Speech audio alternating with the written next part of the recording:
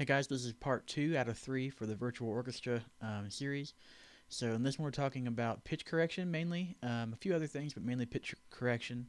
If you haven't watched the first part yet, you might want to go back and watch that. Link's in the description. Also check the description for the link to the third video so you can see how this whole thing turns out. Let's get into it.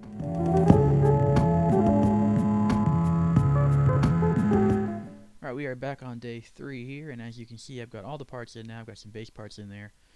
So now the next thing I'm going to do, I've got them all lined up with the beats, and you can kind of see all the pictures are the same. So the next thing I'm going to do is a little bit controversial. I'm going to add some pitch adjustments, some pitch altering here.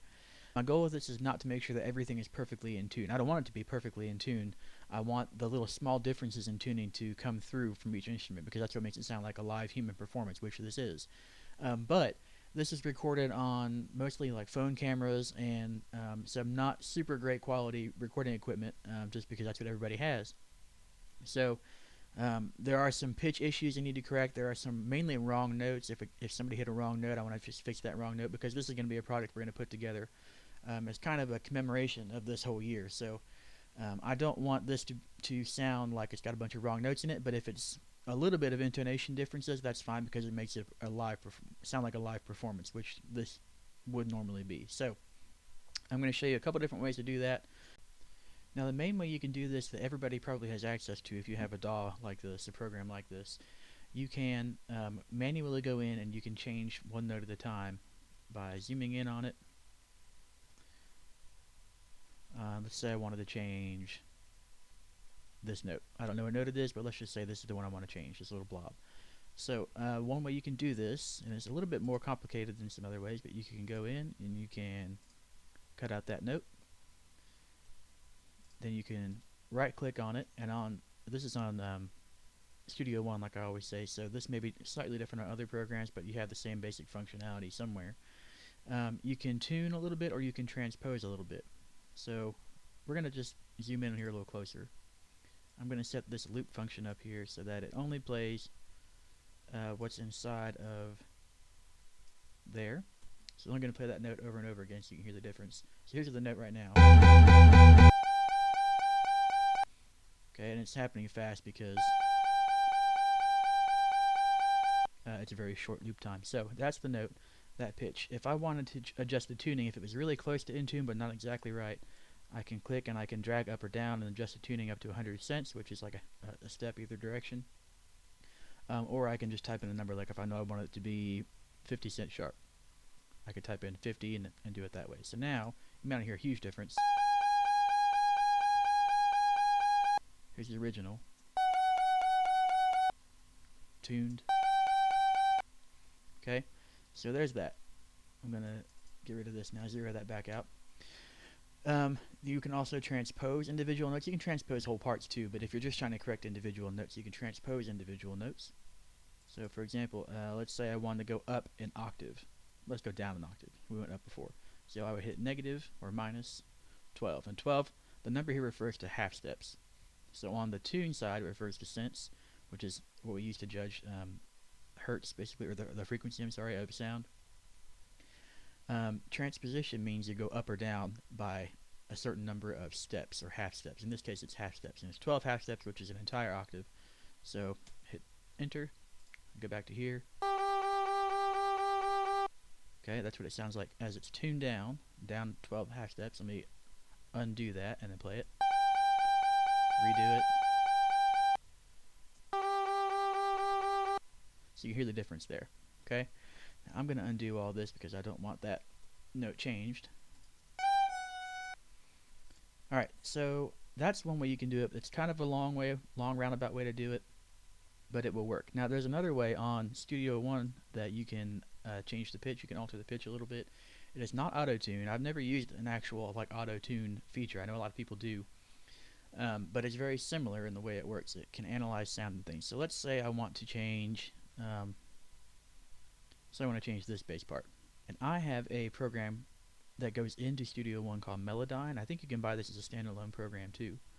So I'm going to go to Audio, Edit with Melodyne. Now what Melodyne does, it imports the audio that you click on, and then it actually figures out the timing of it, it figures out the pitches of it, You can see it says monophonic detection, so it's trying to figure out what all these pitches are, and it does lots of different things. Here down on the bottom you can see the waveform of the entire piece, of just this one part, because that's the only one we're looking at right now.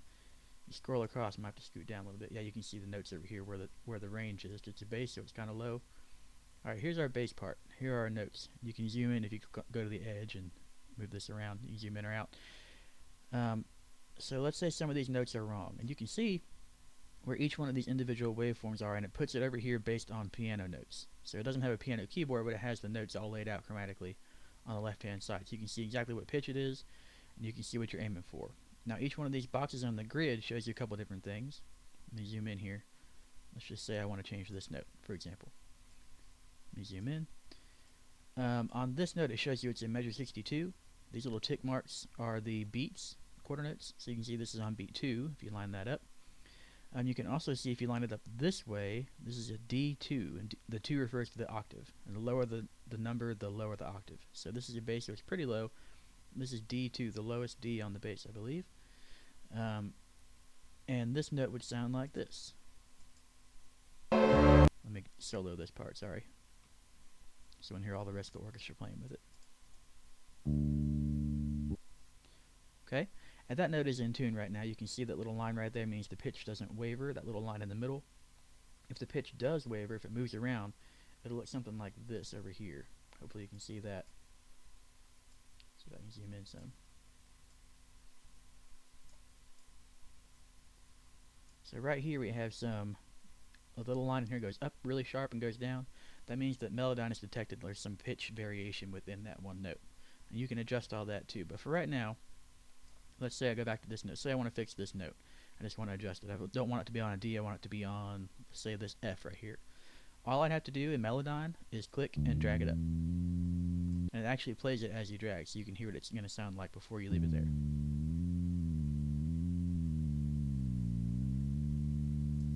Alright. Let's say I did want to change a note that has too much variation in it. Okay. I changed to a different part. I changed to a violin part because they have longer notes and some more vibrato and things that the bass doesn't do as much. So I can show you this a little bit easier.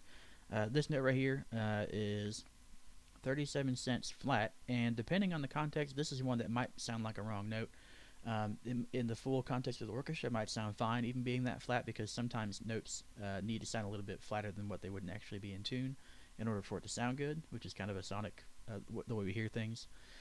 So if I want to change this line right here so it's a little bit straighter, a little bit more evened out, and it doesn't have as much fluctuation within that note, go to this little this little box right here. You see you have some options here. You can snap it directly to the key of D minor. You can adjust the center of the pitch so it's exactly on the pitch it's aiming for, instead of that minus 37, which it is right now. Or you can pitch drift. You can adjust the drift of the pitch, and the drift is this little line in between in the middle here. So we're going to adjust this, and watch this line as I move the slider. You can see it move. It's not much. You can see it move. It evens out that line a little bit. So rather than this, it goes to that. Now, in this case, it wasn't a very drastic difference, but in some cases, if there's a big variation in pitch, it's really easy to adjust that so you can get it more in tune over a space of time, rather than letting it wobble a lot within the same long note. It's really good for long notes, which in this song there are a bunch, especially at the beginning. So I'm going to go through and I'm going to do that on mainly just fixing the wrong notes. I'm not going to, like I said, I'm not going to try to go through and fix every single intonation thing. I'm not going to make everything perfectly in pitch. I'm just going to fix some wrong notes that I hear, here and there, to make sure that everybody's playing the right notes.